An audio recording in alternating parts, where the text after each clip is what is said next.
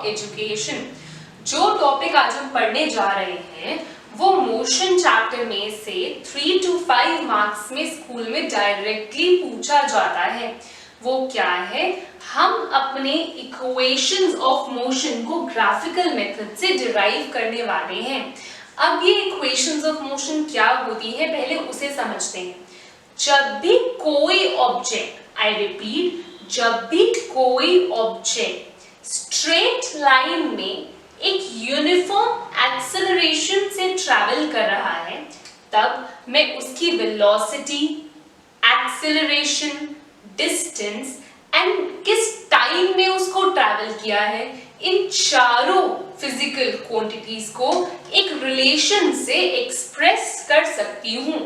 ये चार physical variables या क्वांटिटीज को मैं तीन इक्वेशंस से, तीन रिलेशन से एक्सप्रेस कर सकती हूँ उनके रिलेशनशिप को।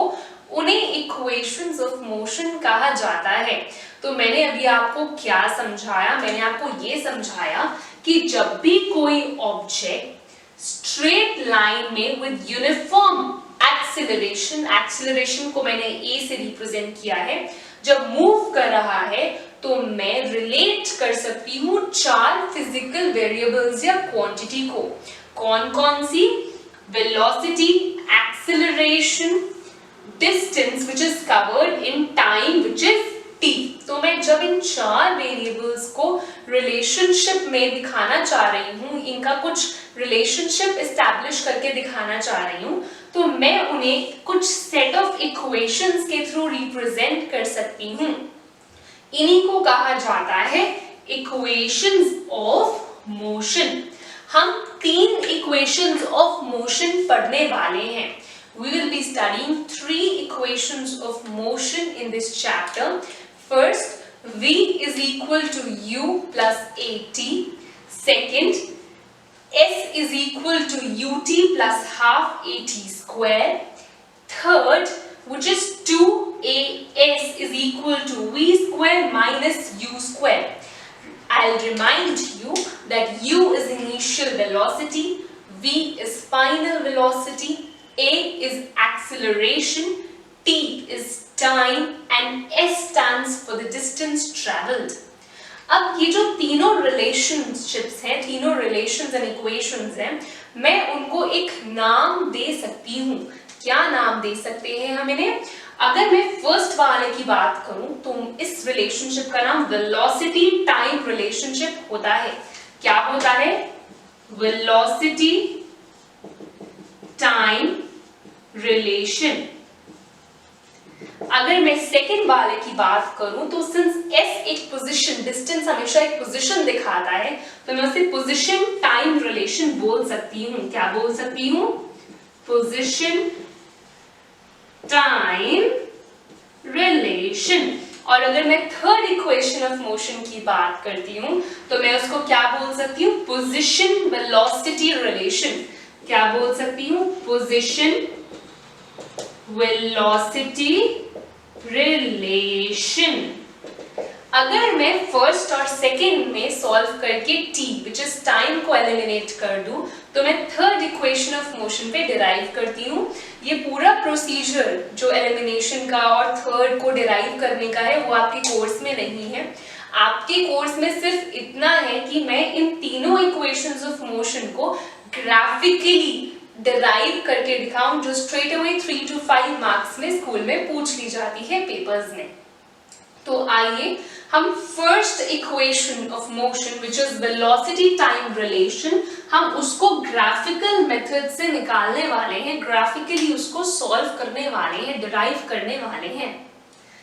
अगर मैं बात करूं, मैंने एक वेलोसिटी टाइम ग्राफ लिया हुआ है, मैंने एक वेलोसिटी टाइम ग्राफ लिया हुआ है जिसमें हमें पता है दो एक्सेस होती हैं ग्राफ में, x और y। मैंने x एक्सिस में टाइम को रिप्रेजेंट किया है और y एक्सिस में मैंने वेलोसिटी को रिप्रेजेंट किया है।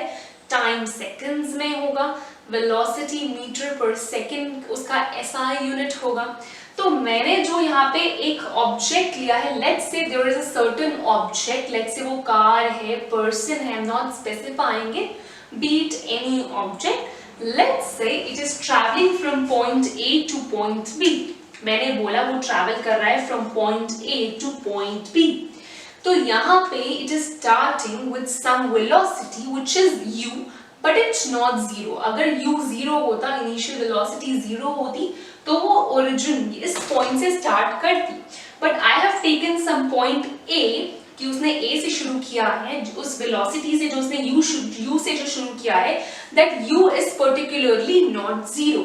कुछ u है, कुछ initial velocity इसकी है जिससे उसने start किया है अपना journey from point A.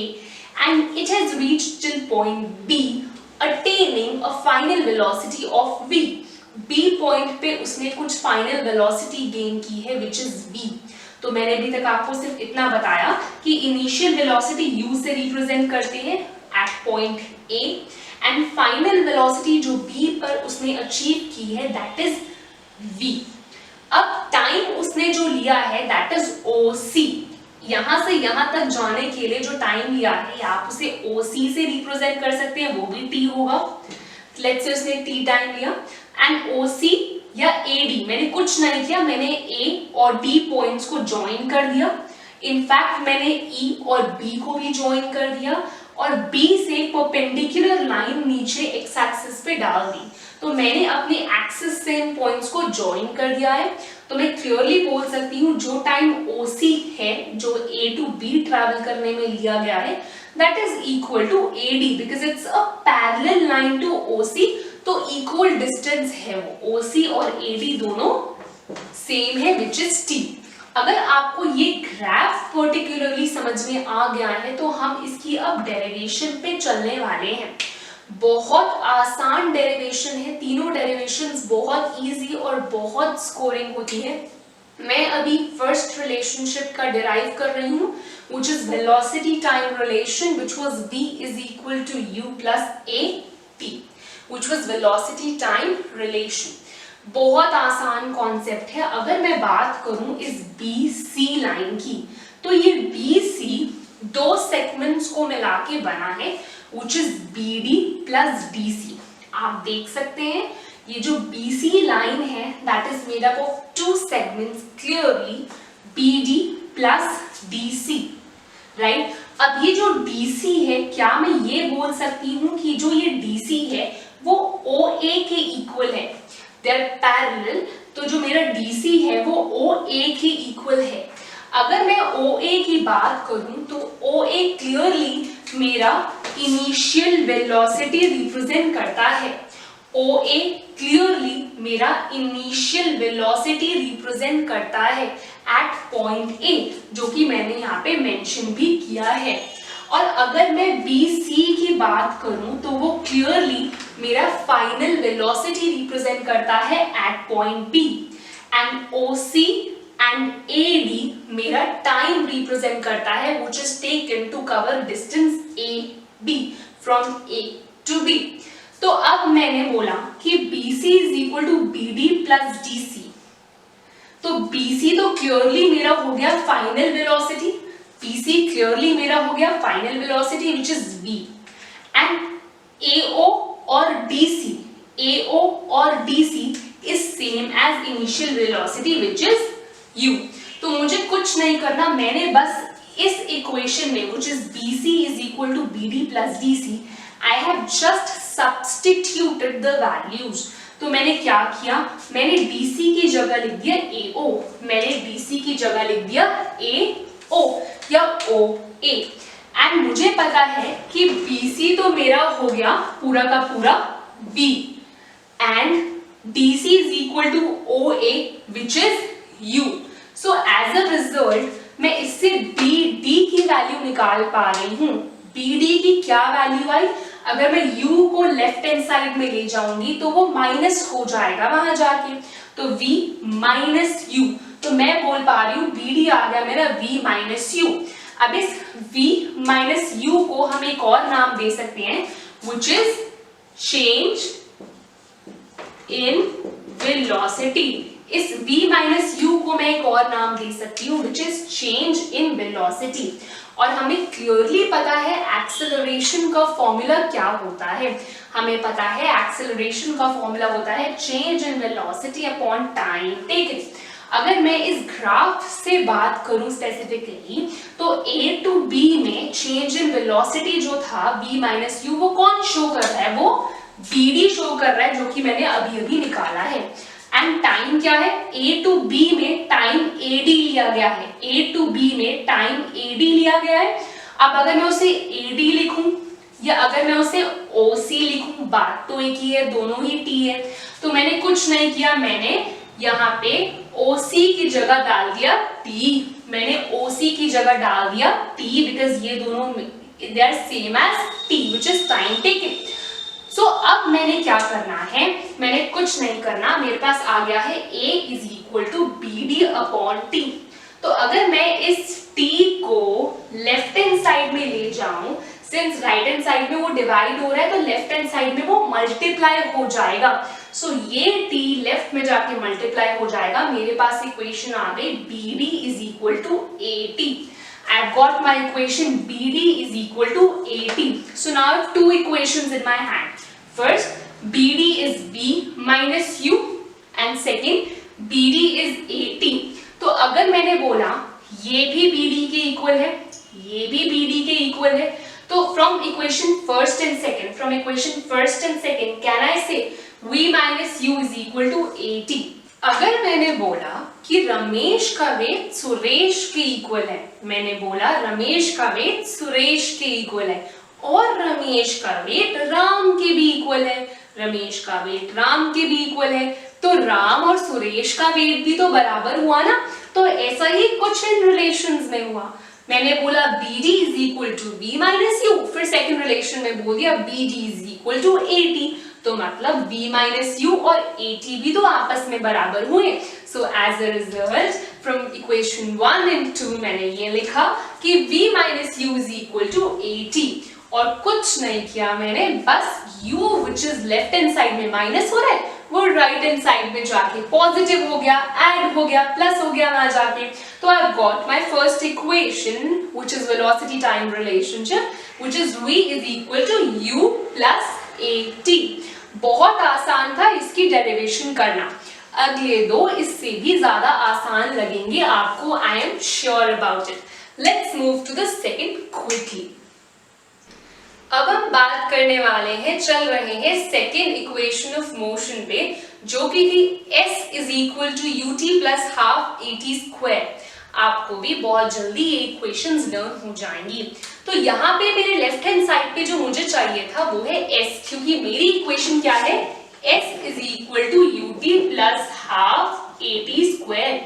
आपने मेरे ग्राफ की वीडियो अगर अच्छे से देखी है, जिसका लिंक मैंने डिस्क्रिप्शन में दिया है, अगर नहीं देखी तो उसमें मैंने आपको बताया था कि अगर VT ग्राफ में मुझे किसी का डिस्टेंस दिखाना हो तो दैट इज वेरी सिंपल, कि जो भी ग्राफ बनेगा उसके नीचे का एरिया निकाल लिया जाता है, उससे डिस्टेंस या डिस्प्लेसमेंट का आइडिया हो जाता है।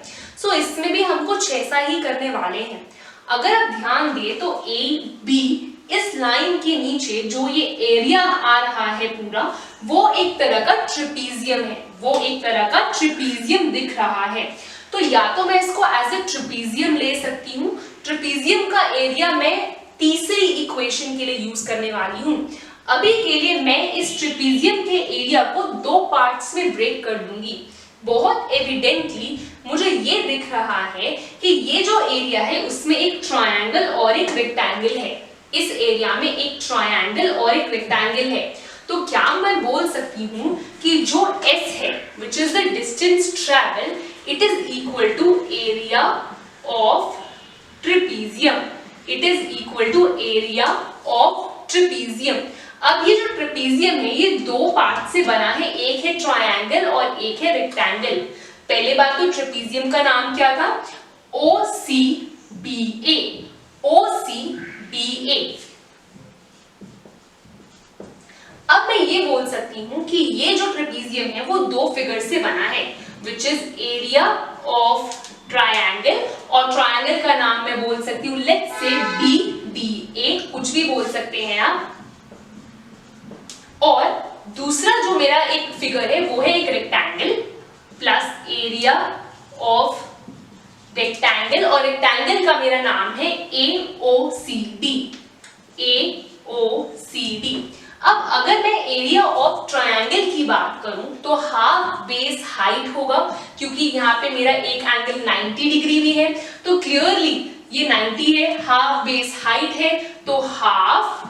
अब मेरा बेस क्या है बच्चे? बेस है मेरा AD, हाइट क्या है मेरी? हाइट है मेरी BD, and area of rectangle, area of rectangle की अगर मैं बात करूं लेंथ इनटू ब्रेथ होता है, तो लेंथ क्या है यहाँ पे मेरी? OC, और ब्रेथ क्या है मेरी यहाँ पे? OA। बस मुझे अब वैल्यूज प्लेस करनी है, जो कि बहुत सिंपल सा काम है, हाफ इंटू AD। अब AD क्या है मेरा? AD है मेरा T। अब BD क्या है? जब मैं फर्स्ट इक्वेशन ऑफ मोशन को प्रूव कर रही थी तो मैंने BD की दो वैल्यूज निकाली थी, एक निकाला था V माइनस U और एक निकाला था AT। तो मैं यहाँ पे जो यूज करूंगी वो होगा AT, क्योंकि मैंने ऊपर फर्स्ट इक्वेशन में ये डिराइव किया था, प्लस OC क्या है मेरा? T, एंड OA, OC क्या था? T, एंड OA क्या था मेरा? OA था मेरा U, which was initial velocity। ये रहा। तो मैं इसे क्या डिराइव कर पा रही हूं? हाफ इंटू A, और ये T इंटू T हो गया T square, plus U into T is UT। ढंग से लिख लेते हैं, half AT square plus UT, ये आ गया मेरा S। तो अगर मैं इसको उस फॉर्म में लिख दूं तो और अच्छा रहेगा, जो इसका यूजुअल फॉर्म है कि जी S हो गया मेरा UT plus half AT square, hence proved. क्या आपको इस इक्वेशन में कोई भी दिक्कत? मैंने कुछ नहीं किया, मैंने S डिस्टेंस लेना था। VT ग्राफ में जो मेरा डिस्टेंस होता है that is the area enclosed bye, यहाँ पे एक ट्रेपीजियम की शेप में था, मैंने उस ट्रेपीजियम को दो फिगर्स में ब्रेक किया, which was triangle and rectangle. मैंने उन ट्रायंगल और रेक्टेंगल का एरिया निकाला, बस वैल्यू सब्स्टिट्यूट की, BD की जगह मैंने AT डाला। क्यों? बिकॉज वो इक्वेशन 1 में मैंने यहाँ पे प्रूव किया था कि BD can be V minus U also and BD can be AT also. I just substituted the values and I got my result, second equation of motion. I hope it was not that tough for you. Moving on to the third equation now. Third equation क्या थी हमारी? Third equation थी हमारी, क्या थी third equation? Position velocity relationship, जो कि थी हमारी 2AS is equal to V square minus U square, और इसका नाम क्या था? Position velocity relationship. अब हम देखते हैं हम इसको कैसे डिराइव करने वाले हैं। बहुत क्लियर सी चीज है, यहाँ पे मैंने ट्रेपीजियम को दो फिगर्स में ब्रेक कर दिया था, तो अब मैंने वहां पे उसको एज इट इज ट्रेपीजियम के फॉर्म में लेना है, मैं उनको दो फिगर्स में ब्रेक नहीं करूंगी। मुझे इवेंचुअली लेफ्ट साइड पे एक S भी चाहिए, तो मैं उसको डिस्टेंस से ही स्टार्ट करती हूँ। मुझे पता है AB के नीचे का जो डिस्टेंस है that is clearly area of this trapezium. अब मैं उसको दो फिगर्स में ब्रेक नहीं कर रही, I straight away take the area of trapezium. तो I very well know that S is equal to area of trapezium. Trapezium है मेरा OCBA। अब अगर मैं इस ट्रेपीजियम की बात करती हूँ, क्लियरली ट्रेपीजियम का एरिया आपको भी पता है, which is half into sum of parallel sides into height. I repeat, half into sum of parallel sides into height. लेकिन अब मैं बस यहाँ से उसकी वैल्यूज प्लेस करने वाली हूँ। कैसे होगी?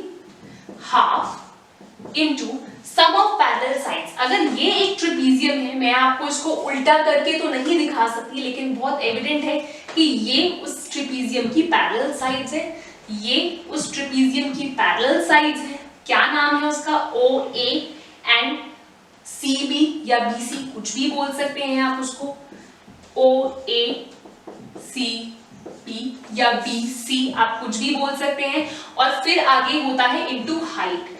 इनटू हाइट, इस पूरी फिगर में हाइट क्या है? ये हाइट है। अगर मैं इस ट्रेपीजियम में देखूं, अगर ये सम ऑफ पैरेलल साइड्स है, ये पूरा ट्रेपीजियम है, तो ये हाइट है विच इज OC। क्या आपको समझ में आया? बहुत सिंपल सा कॉन्सेप्ट है। मैंने यहाँ एरिया ऑफ ट्रेपेजियम का फॉर्मूला यूज किया है, which is half into sum of parallel sides into height. Now let's just substitute the values. Half into OA क्या है मेरा? OA है मेरा U।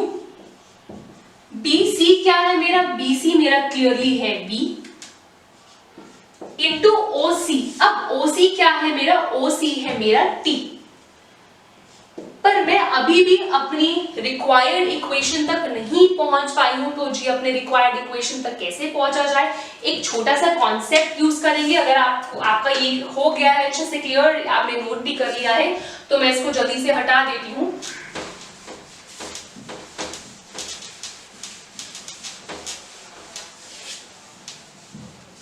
अब मेरे पास वहां पे है T। क्या है T? क्या मुझे एक्सेलरेशन का फॉर्मूला पता है? एक्सेलरेशन का फॉर्मूला होता है v minus u upon t। अगर मैं इस t को लेफ्ट हैंड साइड में ले जाऊं और इस a को नीचे ले आऊं, तो मेरे पास क्या आ जाएगा? I get t is equal to v minus u upon a। मैंने कुछ नहीं किया, a और t की पोजीशंस को ट्रांसफॉर्म कर दिया, रिप्लेस कर दिया एक दूसरे की जगह। As a result, I am getting t is equal to v minus u upon a। मैंने वही चीज यहाँ भी रिप्लेस कर दी, half into v plus u into t की जगह मैंने डाल दिया v minus u upon a। अब आप सबको पता है कि v plus u into v minus u, हमें पता है, we know the identity very well कि a plus b, a minus b is a square minus b square. ये आइडेंटिटी हमें बहुत बार एल्जेब्रिक आइडेंटिटीज में हम कर चुके हैं, क्लास 7, क्लास 8, क्लास 9 में भी काफी बार हमने देख ली है पॉलिनोमियल्स में। So clearly v plus u, v minus u मेरा हो गया v square minus u square, और नीचे ये बच गया मेरे पास a which was acceleration. Left hand side पे मेरे पास क्या था? यहाँ पे लेफ्ट हैंड साइड पे मेरे पास था s। मैंने कुछ नहीं करना, मैंने इस 2a को लेफ्ट हैंड साइड पे जाके मल्टीप्लाई कर देना है। सिंस राइट हैंड साइड पे वो डिवाइड हो रही है, तो लेफ्ट हैंड साइड पे जाके मैंने उसे मल्टीप्लाई कर देना है। So I get 2as is equal to v square minus u square, and ये हुआ हमारा हेंस प्रूव्ड। क्या किया मैंने? कुछ नहीं किया। यहाँ पे 2a था, यहाँ पे डिवाइड हो रहा था, लेफ्ट हैंड साइड में जाके मल्टीप्लाई हो गया इसके साथ, तो 2as is equal to v square minus u square. बड़ी ही सिंप्लिसिटी से हमने तीनों इक्वेशंस को प्रूव कर दिया। बस सेकंड में हमने ट्रेपेजियम को दो पार्ट्स में ब्रेक कर दिया था एरिया निकालते वक्त, और इसमें हमने एज इट इज ट्रेपेजियम का लिया half into sum of parallel sides into height. अगर आपको कंसेप्चुअली कुछ भी प्रॉब्लम है, बस एक कमेंट ड्रॉप करने की देरी है, आपको आपकी समस्या का निवारण, आपके प्रॉब्लम का सॉल्यूशन मिल जाएगा उसी टाइम। ज्यादा घबराइएगा मत, बहुत मुश्किल नहीं था, एक नहीं, दो नहीं, 3 बार अगर आप इसको लिख के कोशिश करेंगे तो पक्का हो जाएगा। Just keep practicing. Physics, subjects like physics, maths, chemistry, they're all about practicing, nothing else. So don't be afraid if it will here for you. So you just write down your doubts in comment section and we'll be happy to help you. That's it for today's video. Next video में हम uniform circular motion के बारे में बात करेंगे और कुछ numericals का just देखेंगे. Thank you and very good day. Keep watching, keep learning.